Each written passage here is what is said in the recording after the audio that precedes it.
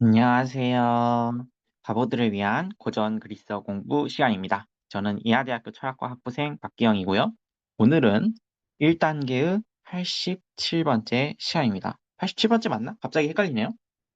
잠깐만요. 87번째가 맞나? 항상 이렇게 헷갈려요. 번호가 헷갈려요. 맞아요. 87번째예요. 오늘은 정말 쉬운 내용입니다. 이해하는데 한 10초 걸리고요. 그리고 이제 그냥 뭐 예문 좀 보는데 한 20초 걸리는 그런 내용입니다. 속격의 용법이에요. 그러니까 이제 격이라는 게 여러 개가 있었잖아요. 주격, 속격, 역격, 대격, 혹격 이렇게 5개의 격이 있었는데 그중에서 이제 속격의 용법이 여러 개가 있어요. 근데 그 중에 하나를 오늘 배우는 거예요. 그 용법 중에 하나가 주어의 의미가 담긴 속격입니다. 그런데 사실 까놓고 말해서 이거 배울 필요가 없어요. 특히 한국인들은 배울 필요가 없는 것 같아요. 제가 생각할 때는. 왜냐하면 대부분의 한국어 사용자들은 이 속격의 의미를 굳이 구분을 안 하더라도 이미 무의식적으로 알고 있어요. 속격은 제일 기본적으로 뭐예요? 뭐뭐의죠. 이걸로 다 해결이 돼요. 일단은 설명을 드리겠습니다. 속격이란 게 뭐죠? 속격은 물론 이제 다양한 뜻이 있지만 보통은 뭐뭐의예요. 그러니까 이제 다르게 말하자면은 속격으로 쓰인 명사가 있을 거예요. 그리고 이제 뭔가 다른 명사가 있을 거예요. 그러면 속격으로 쓰인 명사가 다른 명사를 수식해줘요. 그래서 예를 들어 뭐 속격으로 쓰인 명사가 동그라미고 다른 명사가 네모면은 동그라미의 네모 이렇게 해석을 해주는 거죠. 이게 제일 기본적인 용법이었어요. 쉽게 말해서 이제 명사 수식이죠. 근데 이 명사 수식의 용법을 좀 더 세밀하게 보자는 거예요. 왜냐하면 명사 수식이라는 게 조금씩 뉘앙스가 다를 수 있거든요. 예를 들어 어쩔 수가 있냐면 아무거나 생각을 해봐. 아, 좋아, 좋아. 예를 들어 제 이름이 박기영이잖아요. 제가 어느 날 이렇게 썼어요. 박기영의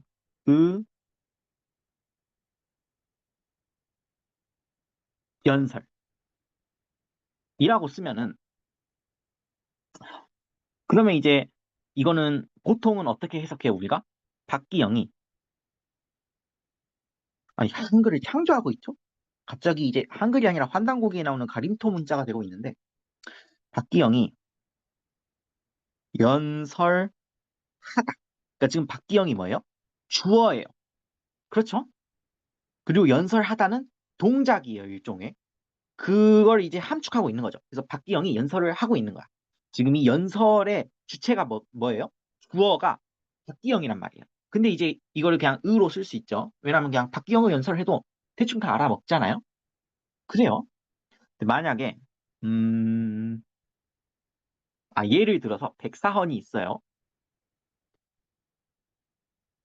백사헌의 어, 능욕이라고 할게요. 이건 무슨 뜻이에요? 김소름이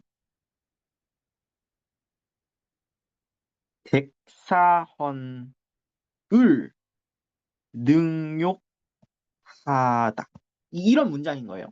그러면 이 능욕은 지금 백사헌이 주어예요? 아니죠. 백사헌은 목적어예요. 하지만 그러니까 이제 백사헌이라고 하는 거는 동작을 당하고 있는 거죠. 그렇죠? 이게 괴담 출근의 줄거리 아니에요? 그래서 이제 백덕수 작가님이 아주 신나게 말아주시고 계시는 그 웹소설 내용을 생각을 해보면은 김소름이라는 사람이 나와요. 그래서 걔가 백사원을 능욕해요. 그러면은 이제 백사원은 당하기만 하는 거죠. 그래서 이게 사실 이제 똑같은 의예요. 똑같은 의지만 하나는 주어처럼 쓰이고요. 주어처럼 쓰이고 말하자면 이제 주체죠. 다시 말해서 동작을 하는 애죠. 수행하는 애죠. 반면에 똑같은 의로 쓰였는데 이 경우에는 동작을 받죠. 동작을 받고 다르게 말하자면 이제 목적어죠. 이런 차이가 있을 수 있다. 근데 지금 한국어로 어때요? 둘 다 의죠. 별 차이가 없죠.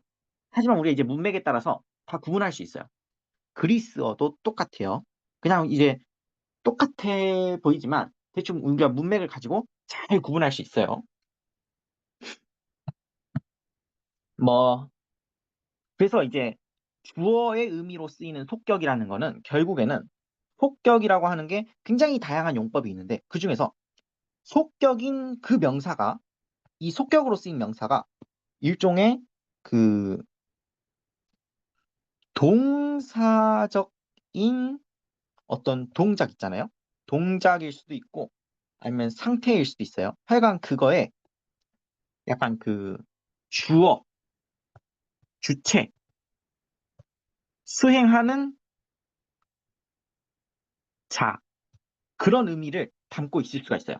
그래서 얘가 이제 다른 명사를 이제 꾸며주겠죠.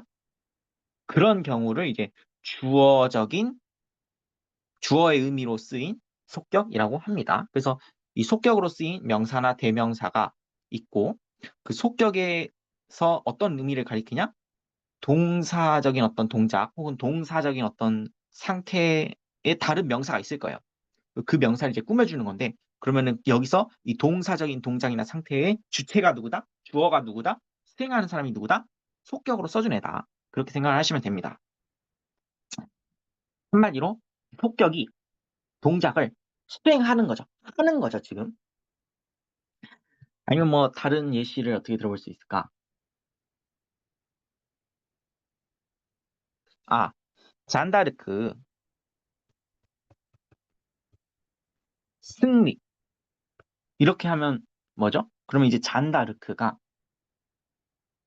이제 이긴 거잖아요. 그러니까 잔다르크가 승리라고 하는 그 동작을 수행한 거죠. 주어인 거죠. 주체인 거죠. 그리고 이제 뭐 예를 들어 뭐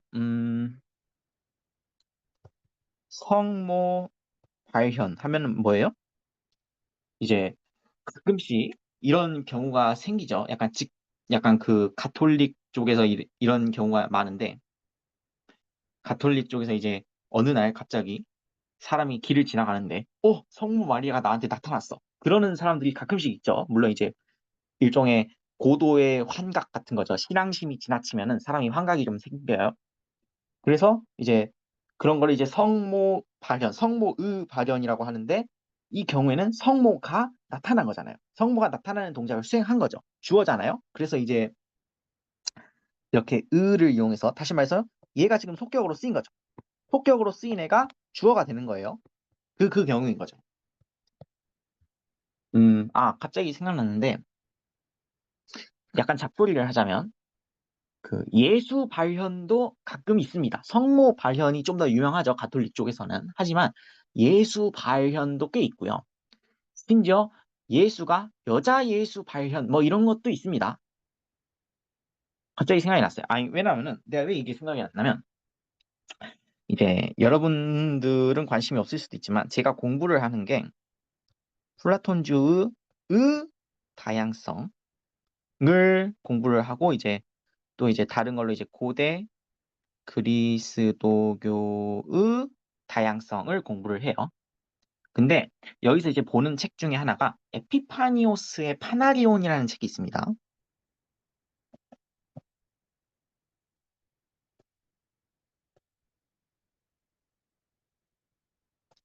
이제 만약에 이 에피파니오스의 파나리온을 본다고 하면은 아마 거의 대부분의 그 사람들은 칼홀을 볼 것 같아요. 저도 이걸 보고요.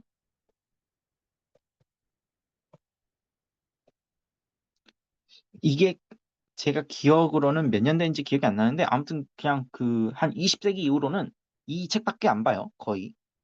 이 칼홀이라고 하는 분이 신학자이신데 정말 대단한 분이십니다. 그래서 이분이 그 에피파니오스의 파나리온이라는 책을 편집을 하셔가지고 세 권짜리거든요. 엄청 두꺼워요. 그 세 권짜리 그리스어로 된 책을 이제 보는 거죠. 그리고 사실 이제 최근에 프랑스에서 이거는 아마 사실 그 나온 지 얼마 안 됐기 때문에 모르시는 분도 계시겠지만 그 프랑스 쪽에서 이제 고대 그리스도교 문헌을 새로 내고 있어요. 그래서 이번에 파나리온이 나왔더라고요. 작년엔가? 작년엔가 나와서 이제 저도 샀는데 아직 일부만 나왔어요. 앞부분만 좀 나왔는데 어쨌든 간에 에피파니오스의 파나리온이 프랑스에서도 이제 좀 나오고 있다. 이거는 이제 아마 독일일 것 같아요. 독일인지 독어권이라고 해야 되는지 잘 모르겠는데 아무튼 근데 이 에피파니오스의 파나리온이라는 책이 진가가 뭐냐면 온갖 다양한 것들이 다 나와요. 그러니까 우리가 상상할 수 있는 그 모든 게 다 나오거든요. 그 중에 하나는 여자 예수도 있습니다. 그 뭐냐 퀸틸리아였나? 아 맞을 거야 아마. 고대의 그리스도교 이단 중에는 사실 저는 이단이라는 표현은 별로 안 좋아해요. 왜냐면 애초에 내가 그리스도교를 안 믿기 때문에 이단이라는 표현은 별 의미가 없는데 어쨌든 간에 퀸틸리아주라고 하는 이단이 있었습니다. 어쨌든 이제 대부분의 기독교 입장에서는 이단이죠. 이 퀸틸리아주의라는 말은 처음 들어봐도 보통 몬타노스주의라고 하면은 한 번쯤은 들어봤을 것 같아요. 왜냐하면은 몬타노스주의라는 애들은 어떤 애들이냐면 그 프네우마를 굉장히 강조하는 애들이에요. 푸네우마는 이제 푸네우마라는 말은 처음 들어봤어도 성령이란 말은 한 번쯤 들어봤겠죠? 성령은 고대 그리스도교에서는 어떤 역할이었냐면 아 왜 이렇게 잡소리가 길어지지? 아무튼 어떤 역할이냐면 쉽게 말해서 직통 계시예요. 그래서 이제 고대 그리스도교의 역사 중 하나는 푸네우마 성령의 역할을 축소하고 그 주교 제도라고 하죠. 그런 이제 교계 제도를 그 권위를 강화하는 게 일종의 신학사를 이루고 있습니다. 어쨌든 간에 몬타노스주는 유별나게 푸네우마, 즉 성령을 강조한 그 사람들이기 때문에 굉장히 열광적이고 열정적이고 직통계시를 중시하는 그런 모습을 보입니다.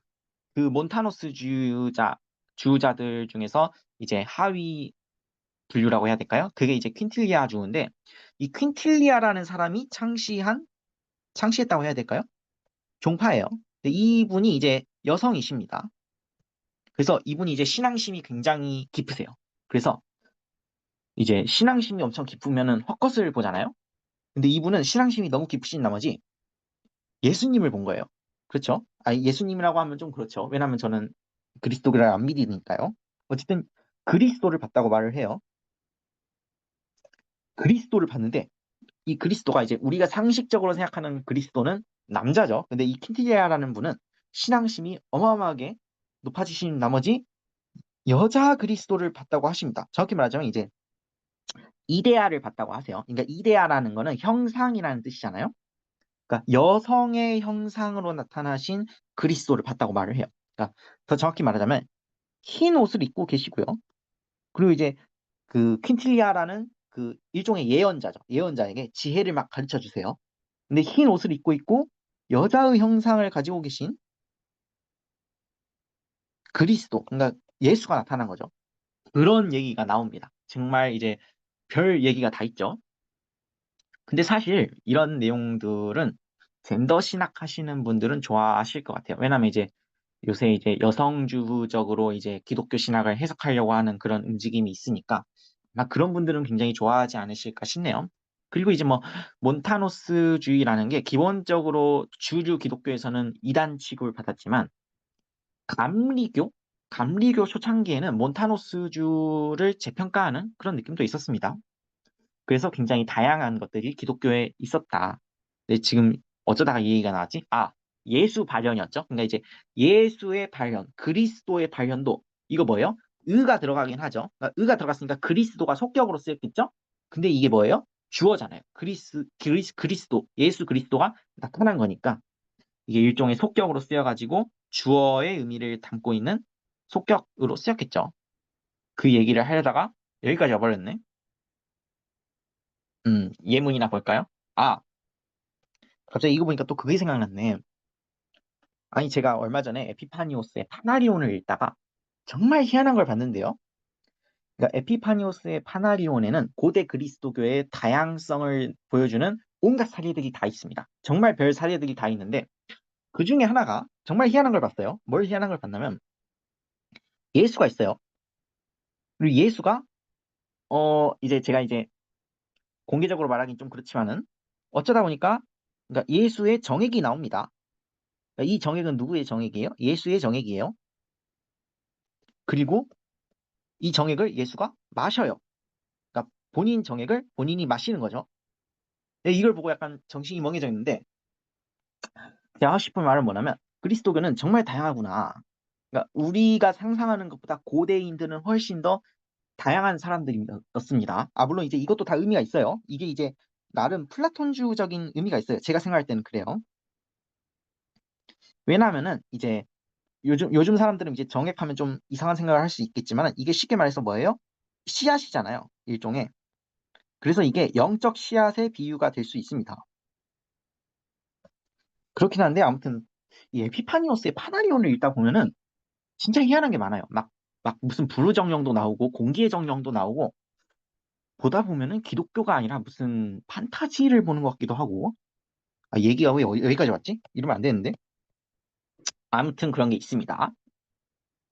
기독교에 관심 있으신 분들은 한번 읽어보세요. 에피파니오스의 파나리온이 프랑스에서 나오고 있는 건 아직 완간이 안 됐고요. 대부분 뭐 칼호를 볼 거예요. 이것도 이제 그리스어를 좀만 더 배우면은 다 읽을 수 있을 것 같아요. 제가 생각할 때는. 갑자기 이 얘기가 나오면 안 되는데 어쩌다가 여기까지 왔지? 예, 어쨌든 예시를 한번 봅시다. 예시를 뭐 예를 들어서 음,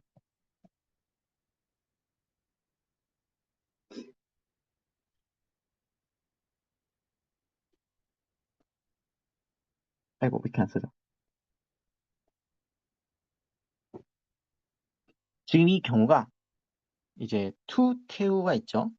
그러니까 이게 지금 속격으로 쓰였죠. 그리고 이제 테 불레가 있어가지고 대충 이 속격이 이 다른 명사를 수식하고 있겠구나 뭐 그런 생각을 할 수 있을 것 같아요. 근데 이 불레가 의지라는 뜻을 가지고 있죠. 그리고 이제 투테우는 이제 신이잖아요. 그러니까 이제 이걸 번역하면 신의 의지일 거예요.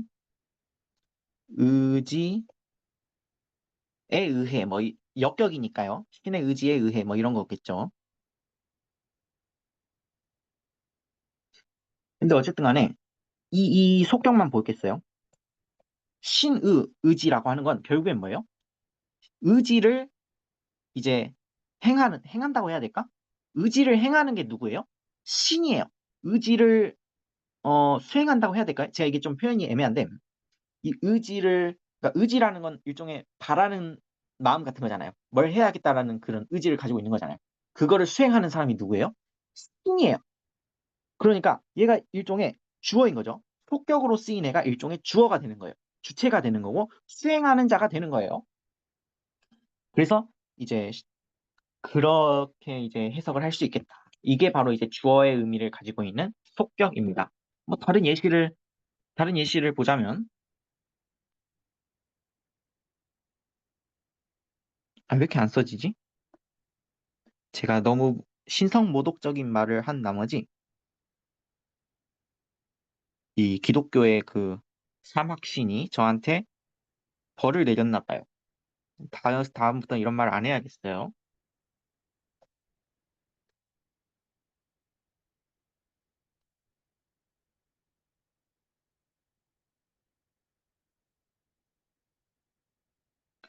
이렇게 하면 뭐예요? 호, 호메루, 호버스 하면은 얘죠, 지금 속격이. 그래서 이제 호메로스의 두려움 뭐 이렇게 하면 되겠어요.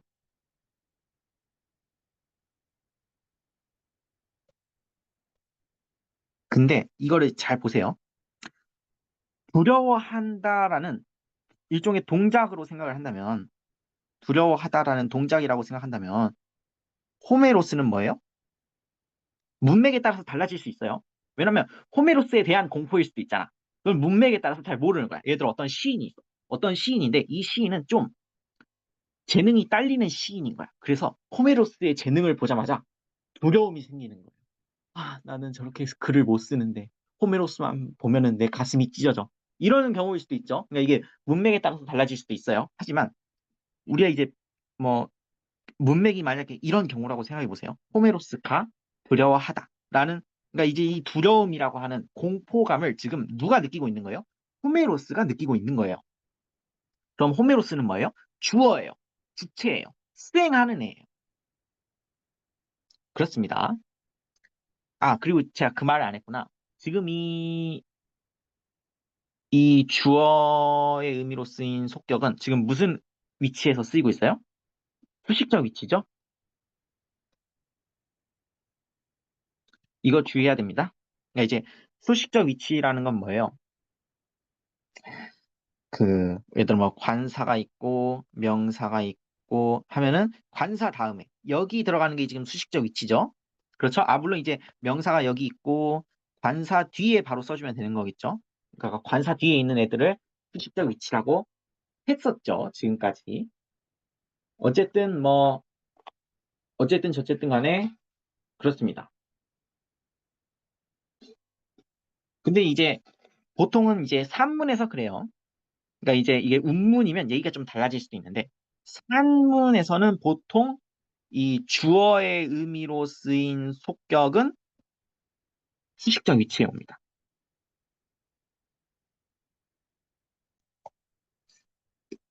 그거를 이제 좀 주의해 주시면 괜찮을 것 같다. 그 다음에 예문을 하나 더 볼게요. 하이, 톤, 아, 왜 이렇게 안 써져?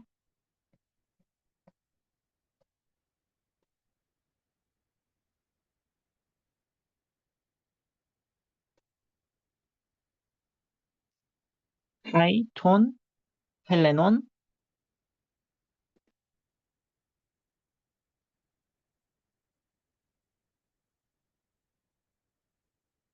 TCI.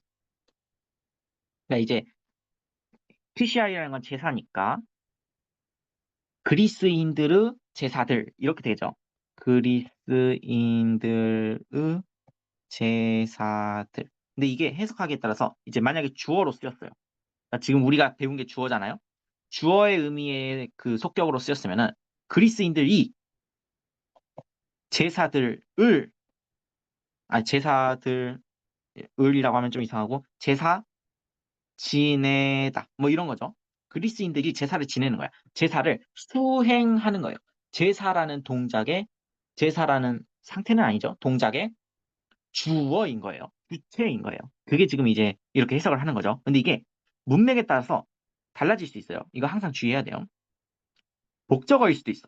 그러니까 이제 그리스인들의 제사들이라는 게 그리스인들이 있어요. 이게 이제 그리스 사람들이죠. 근데 어느 날 갑자기 로마인들이 왔어. 로마인들이 와가지고 이 그리스 사람들 인신공양하면 딱인데 해가지고 파이어 하면은 이거 뭐예요? 그리스인들을 가지고 이제 제사를 지내고 있는 거죠. 큰일 났죠? 그래서 지금 이제 이 그리스인들이 빼꼬닥 하는 거예요. 이렇게 해석을 할 수도 있어요. 문맥에 따라서. 그러니까 이게 늘 문맥을 좌우해요. 그래서 이제 기본적으로 이런 예문들을 볼 수 있습니다. 근데 제가 결론적으로 말씀드리고 싶은 게 뭐냐면 이게 사실 한국인들한테는 의미가 없을 수도 있어요. 왜냐하면 주어의 의미를 가지고 있는 애들은 결국엔 뭐예요? 뭐뭐으로 퉁칠 수 있어요. 아, 물론 이제 이거를 굳이 주어의 의미를 강조해주고 싶을 수도 있어요. 그러면 뭐뭐가 하는 땡땡 뭐 이런 식으로 해석을 할 수도 있겠어요. 네모가 네모의 땡땡 이럴 수도 있겠지만은 네모가 하는 땡땡 해서 지금 이 네모가 뭐예요? 속격으로 쓰인 거죠. 근데 사실 이 으로 다 퉁칠 수 있어요. 왜냐면 우리가 으로만 써도 대충 알아먹잖아요. 그쵸? 굳이 이거를 이제 구체적으로 이렇게 의미를 밝혀줄 필요가 없죠. 그러니까 이게 한국인들한테는 아무 의미가 없을 수도 있어요. 그냥 여러분 마음대로 하시면 돼요.